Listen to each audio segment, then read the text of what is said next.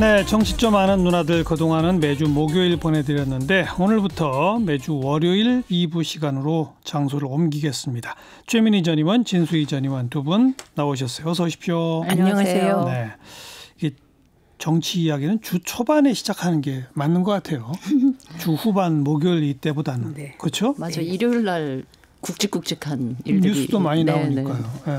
그 굵직한 뉴스로 유승민 의원이 기자회견을 하고 신설 합당 제안과 함께 불출마 선언했더라고요. 네. 진수희 전 의원하고 다 상의하고 한 거죠? 그런 건 아니고요. 저한테도 굉장히 전격적이어서 좀 그 충격이었는데요.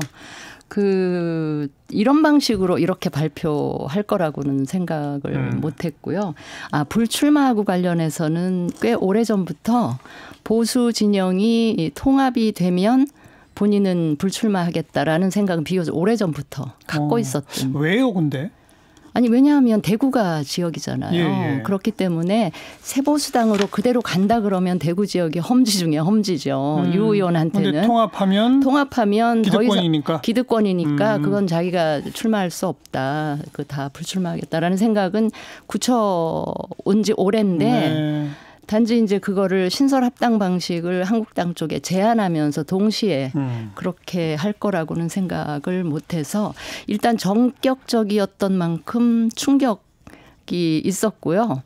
또 다 내려놓는 방식이어서 예.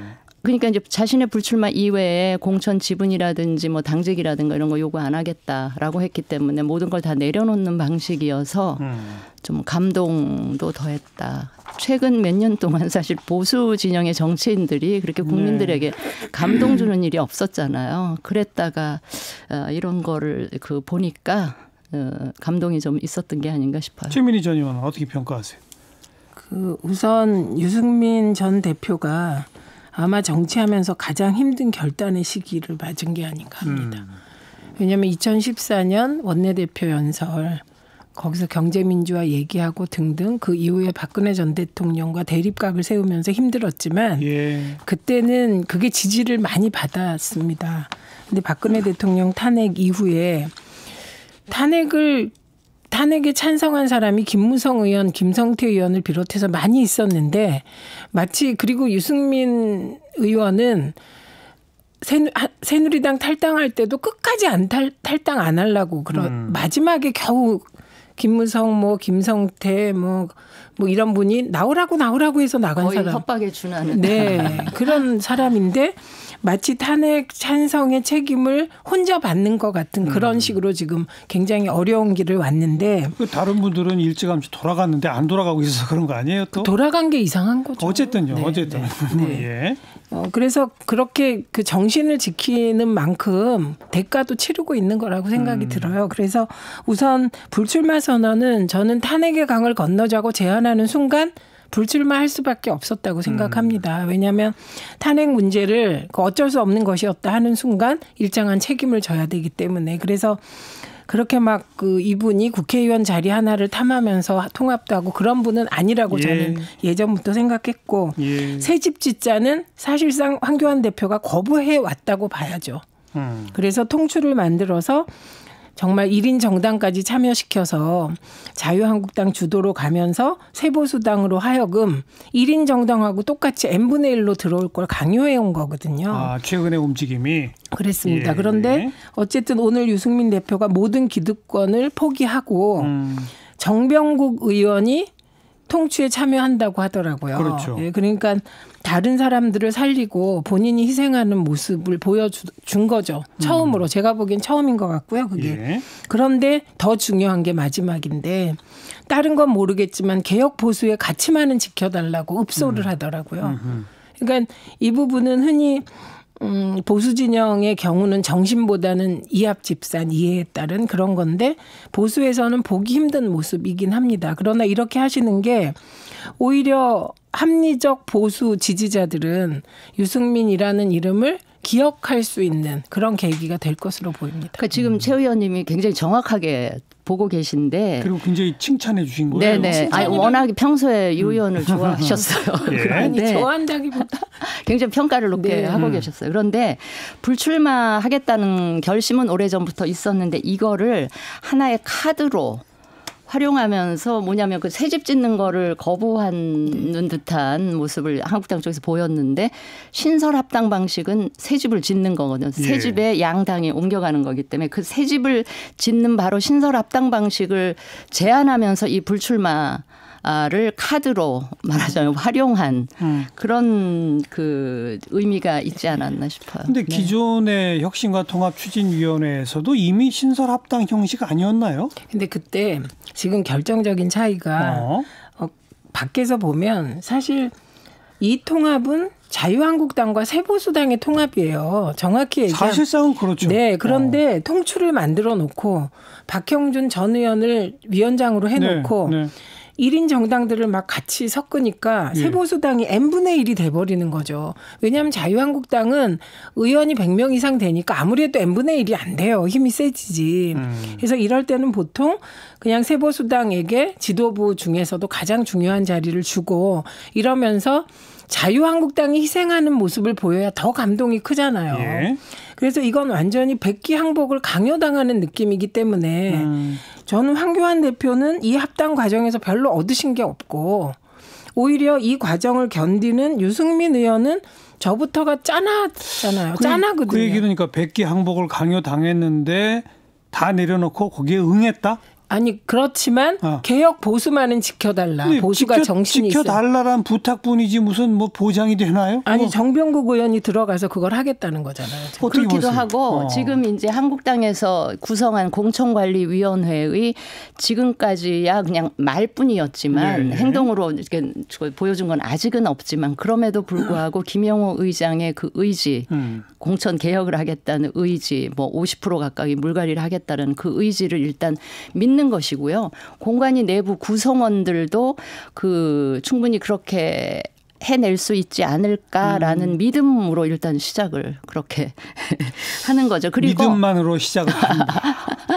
그럼 어쩌겠습니까 지금? 살벌한 정치현실에서. 그걸 뭐 각서를 써서 뭐 받겠어요. 무슨 지분 그러니까 요구를 하겠어요. 그 말씀이 일반적으로 맞는데 권력 투쟁에서. 근데 요즘의 권력 투쟁은 둘이 몰래 하는 게 아니라 언론에서 다 보고 있기 때문에. 공개적으로. 이 공개되는 과정이. 명분 싸움으로 한다. 네. 그렇죠. 여론의 힘을 입지 않으면. 유승민 의원에게 일정한 명분이 와버렸다고 생각합니다. 보기에.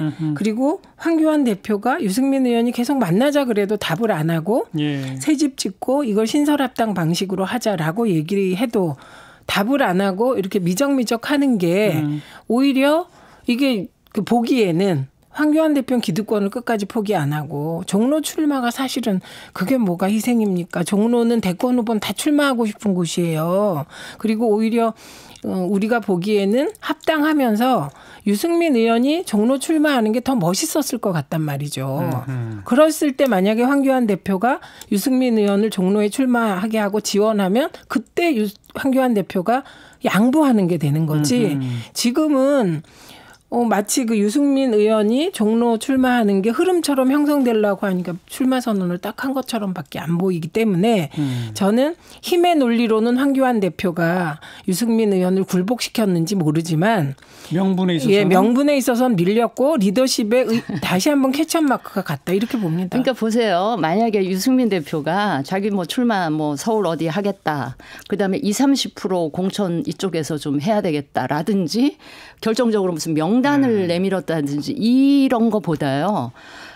개혁보수 하나만은 꼭 해달라라고 하면서 자기 모든 거를 내려놨기 때문에 한국당 공관위로서는 그게 훨씬 더 명단 내밀고 퍼센테이지 내미는 것보다 훨씬 더 큰 압박으로 받아들여졌을 것 같아요. 그런데 또 일부 보도들은 황교안 대표가 유승민 의원한테 서울 지역 출마를 권유할 것이다. 뭐 이런 보도가 또 있어요. 이미 했죠. 심재철 심재철 원내대표가 했습니다. 아, 그래요? 네. 그 얘기는 이제 예전부터 나오는 게 자신들이 왜 한국당 내 여론조사를 엄청 돌려보겠죠. 그러면 유승민 의원이 서울 어디에선가 출마를 하면 그게 서울 지역 전체 선거에 굉장히 도움이 되는 게 수치로 백업이 되니까 그러기를 굉장히 원했을 텐데 제가 아는 유승민 의원은 저렇게 그 21대 총선 불출마, 그러니까 대구 불출마만 선언한 게 아니고요. 21대 총선 불출마 이렇게 해놨기 때문에 그걸 절대 번복하지 않을 좀 거고요. 아까 최민희 전 의원이 먼저 언급하셨습니다만은 이제 황교안 대표가 계속 심사숙고하다가 종로 출마로 결론을 내려서 이낙연, 황교안, 이낙연 이제 빅매치가 형성이 됐지 않습니까? 이건 어떻게 될 거라고 보세요? 아, 결과요? 네. 일단 이제 출마에 대한 평가는 늦었다 이러고 비판이 있는데 저는 뭐 늦었다고 할 때가 또 빠르다라는 말도 있고 아직 60일이나 남았기 때문에 늦은 건 아니라고 보고요. 근데 사실은 황교안, 이낙연 두 전직 총리들이 입장이 좀 달라요. 제가 보기에 이낙연 총리는 꼭 이겨야만 되는 선거이고요. 황교안 대표 입장은 뭐 지금 출마 과정도 보셨지만 설사 패배한다고 해도 그렇게 데미지가 클 것 같지 않은, 그리고 선거 결과라는 게요. 지금은 더블 스코어지만 이게 진행이 되면 훨씬 더 박빙으로 붙을 것이고 지금 오히려 선거 결과에 대해서 더 여유 있는 입장은 황교안 대표 쫓아가는 쪽이 그래서 저는 그 입장이 또 달라서 지금 황교안 대표 쪽이 오히려 유리한 게 아닌가 뭐 그런 판단을 보세요? 해봅니다. 최민희 전 이런 게 있죠. 황교안 대표가 총선에서 과반 얻지 않으면 난 그만두겠다. 수도권에서 100석을 자신한다. 이렇게 얘기했단 말이죠. 그런데 만약에 황교안 대표가 종로에서 낙선하고 150석을 달성한다. 그럼 뭐 이기는 거죠. 수도권 100석 달성한다. 이기는 거라고 생각합니다. 그리고 그 출마 선언을 보면 청길 낭떠러지 앞에 뭐 선 기분, 그리고 뭐 그 보조 브리핑 한 거 보면 살신성인 하실 것이다. 뭐 어디에 물에 빠졌다. 뭐 이런 얘기 나온다고. 그러니까 애초에 이기겠다는 전략이라기보다는 여기 출마함으로써 이낙연 회피 전략, 문재인 대통령과 맞짱 뜨면서 전체 판을 주도하겠다는 생각이 더 큰 것 같아요. 그리고 이낙연 총리는 회피 전략을 쓰고 문 대통령과는 맞짱을 뜨겠다. 그렇게 되면 선거에서는 사실 제가 보기에는 아무리 이게 파란이 생겨도 종로에선 이기기 어렵지 않을까 조심스럽게 말씀드리면서 황교안 대표가 근데 전체 판은 유리하게 갈 거다. 그렇게 가려고 하는 전략 같습니다. 알겠습니다. 성공할지 모르겠고 다만 이낙연 총리는 이기기 힘들어요. 왜냐하면 이낙연 총리가 중도 확장력이 굉장히 큰 분이고 실수가 별로 없고 그리고 이 선거의 달인이잖아요. 선거에서 진 적이 없잖아요. 이분도. 그러다 보니 이낙연 총리 개인 경쟁력이 강하고 종로라는 데가 또 좀 인물을 보기 때문에 종로 선거에서는 황교안 대표가 이기려는 전략으로는 보이지 않는다. 이낙연 전 총리는 선거의 달인이라고 볼 수가 없는 게 호남 지역에서 계속 이겼고요. 전남 도지사 했기 때문에 그걸 선거의 달인이라고 표현하기가. 어쨌든 지금 자유한국당은 황교안 대표의 종로 출마와 함께 뭐 유승민 의원한테 서울 출마 권유한 것도 있고, 그리고 김용호 공관위원장이 홍준표, 김태호 이쪽에도 전화하는 걸 봐서는 전부 서울이나 수도권 쪽에 이렇게 중진급 총출동해서 뭔가 그림을 좀 멋지게 그려볼 생각을 하는 것 같은데 잘 안 되는 것 같아요. 진수희 전 의원. 잘 됩니까? 안 됩니까? 지금 이제 홍준표, 김태호 두 사람이 남은 건데 지금 우선 유승민 의원도 안 한다는 거 아니에요? 그거 안 해도요. 저는 오히려 어느 한 지역에 출마해서 그 지역 이기 위해서 막 하는 것보다 지원 유세? 수도권 혹은 서울 선대위원장 이런 거 하면 이런 거에서 서울의 열세 지역에 부지런히 돌아다니는 게 훨씬 더 많은 의석을 건질 수 있지 않을까 싶고요.